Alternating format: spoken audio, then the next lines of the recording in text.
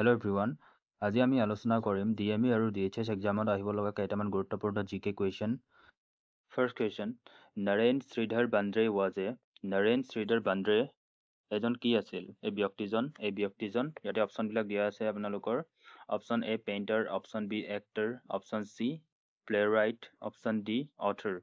ইয়াৰে আপোনালোকৰ correct option হৈ যাব option number A painter. Naren Shridhar Bendre তেখেত কি আছিল? তেখেত এজন পেইণ্টাৰ আছিল, great painter.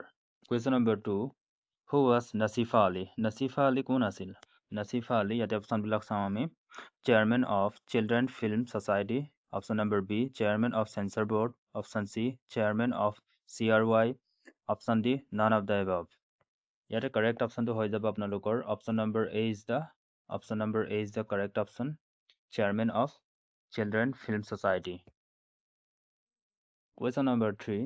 Which Padma Vibhushan awardee classical singer is known as the Queen of Thumri? Queen of Thumri বুলি কাক জনা যায়? Queen of Thumri সেইবিলাক কৰিব পাৰে দেই। সেইবিলাক আগতে ৰেলৱে আৰু SSCত অহা কুৱেশ্যন হয়। Queen of Thumri আৰু DME-টো অলপ ডিপ লেভেলত GK দিয়ে। আপোনালোকে হয়তো গমে পাইছে অলৰেডি। DME কুৱেশ্যন পেপাৰ আপোনালোকেতো দেখিছে ন ইউটিউবত হ'লেও। তো অলপ বেলেগতকৈ বেলেগ টাইপৰ কুৱেশ্যন আহে হা। ইমান মানে ইজি টাইপৰ আহোমৰ লাষ্ট কেপিটেল ক'ত আছিল বা আহোমৰ শেষৰজন ৰজা কোন আছিল, প্ৰথম ৰজা কোন আছিল, তেনেকুৱা টাইপৰ কুৱেশ্যনটো একেবাৰে নাহে। আৰু আছাম ৰিলেটেড কুৱেশ্যনটো একেবাৰে নাহে, জিৰ' কুৱেশ্যন আহে। ইয়াতে অপশ্যনবিলাক চাওঁ। Option number A Gangubai Hangal, option number B Girija Devi, option number C Lata Mangeshkar, option number D MS Shivalakshmi. ইয়াৰে কাৰেক্ট অপশ্যনটো হ'ব আপোনালোকৰ যোনটো কুইন অফ থুমৰি বুলি কাক জনা যায়? গিৰিজা দেৱী। গিৰিজা দেৱীক কুইন অফ থুমৰি বুলি জনা যায়। Option B is the right answer. Question number 4. Which of the following is not a scientist? তলৰ কোনটো চাইণ্টিষ্ট নহয় বুলি সুধিছে। অপশ্যন নম্বৰ A দিয়া আছে APJ Abdul Kalam, option number B sir CV Raman, option number C Homi Jahangir Bhabha, option number D Rabindranath Tagore. আপোনালোকেতো গম পাইছে অলৰেডি APJ আব্দুল কালাম তেখেতটো মিছাইল মেন অফ ইণ্ডিয়া বুলি কোৱা হয়, হয়নে নহয়? CV ৰমন ফিজিক্সৰ লগত জড়িত, হমী জাহাংগীৰ ভাবা তেখেতটো এটমিকৰ লগত এটমিক ফিজিক্সৰ লগত জড়িত, হয়নে নহয়? তো Rabindranath Tagore is the right answer. তেখেতেতো কিহৰ লগত জড়িত? তেখেতটো চাইণ্টিষ্ট নহয়, তেখেত লিটাৰেচাৰৰ লগত জড়িত হয় আৰু তেখেতে আমাৰ ভাৰতৰ ফাৰ্ষ্ট নোবেল পুৰস্কাৰ পোৱা ব্যক্তিজন আছিল।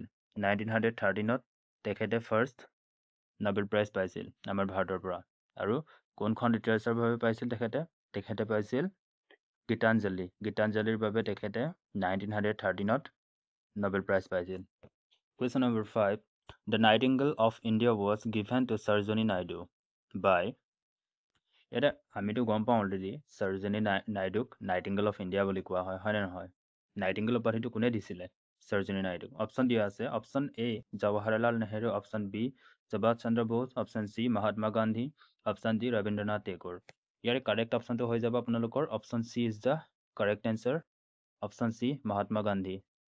অপশ্যন C দেই, মহাত্মা গান্ধীয়ে তেখেতক নাইটিংগেল উপাধিটো দিছিল।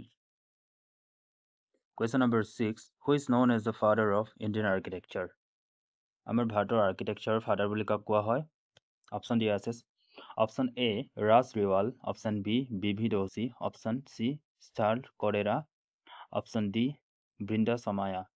ইয়াৰ কাৰেক্ট অপশ্যনটো হৈ যাব আপোনালোকৰ option number B is the right answer. Option number B BV Doshi. যদি BV দোশীৰ আপোনালোকে ফুল নেমটো জানে দেন আপোনালোকে কমেণ্ট কৰি জনাই দিব। Question number 7. Who invented the television? Television কোনে আৱিষ্কাৰ কৰিছিল? Most important question. ৰেলৱেত আহে, আগতে গ্ৰুপ ডিত অহা কুৱেশ্যন হয় আৰু আপোনালোকৰ NTPCতো আহে, CGLত আহে। Option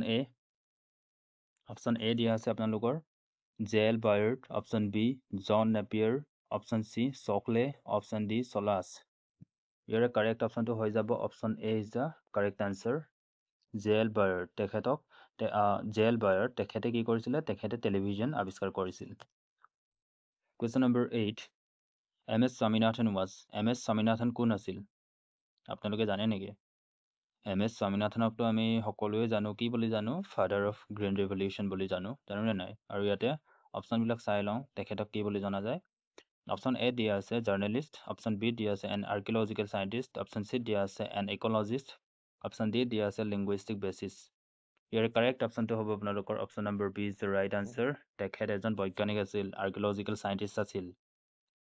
question number 9 Waterman of India Waterman বুলি কাক জনা যায় আমাৰ ভাৰতবৰ্ষত অপশ্যনবিলাক চাওঁ অপশ্যন এত দিয়া আছে যাদৱ পায়েং অপশ্যন বিত দিয়া আছে ৰাজেন্দ্ৰ সিং অপশ্যন চিত দিয়া আছে মেধা পাটেকাৰ অপশ্যন ডিত দিয়া আছে আবিদ শ্ৰুতি যাদৱ পায়েঙকতো আমি সকলোৱে জানো হয় নে নহয় ফৰেষ্ট মেন অফ ইণ্ডিয়া বুলি কোৱা হয় যাদৱ পায়েঙক আৰু অপশ্যন বিটো আমাৰ কাৰেক্ট এনচাৰ হ'ব ৰাজেন্দ্ৰ সিঙক ৱাটাৰমেন অফ ইণ্ডিয়া বুলি কোৱা হয় so' option B is the right answer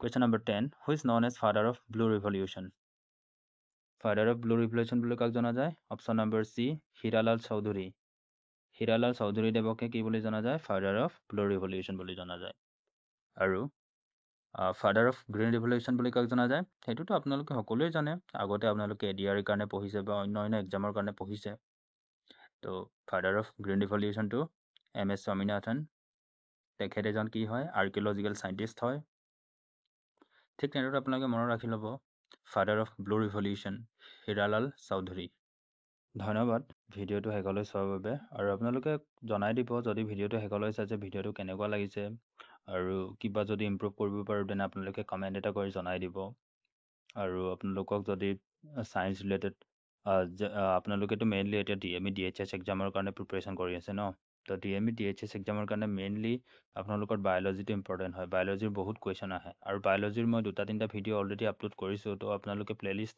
check কৰিব পাৰে আপোনালোকে ইউটিউবত চাৰ্চ কৰিলেও পাই যাব PCM গেলেক্সি এডুকেশ্যন বুলি বায়'লজি DHS DME বায়'লজি বা PCM গেলেক্সি এডুকেশ্যন বুলি যদি চাৰ্চ কৰে তেনে আপোনালোকে ভিডিঅ'টো পাই যাব তাতে বহুতো গুৰুত্বপূৰ্ণ কুৱেশ্যন কেইটামান ডিছকাছ কৰা আছে লগতে আমি কনচেপ্টটো ক্লিয়াৰ কৰিছোঁ বায়'লজিৰটো মেইনলি আমি কনচেপ্ট ক্লিয়াৰ কৰিছোঁ কোনটো কেনেকুৱা হয় যদি আপোনালোকৰ সময় আছে আপোনালোকে চাই ল'ব অপশ্যনৰ লগতে আমি সকলোবিলাক কনচেপ্ট ক্লিয়াৰ কৰি দিছোঁ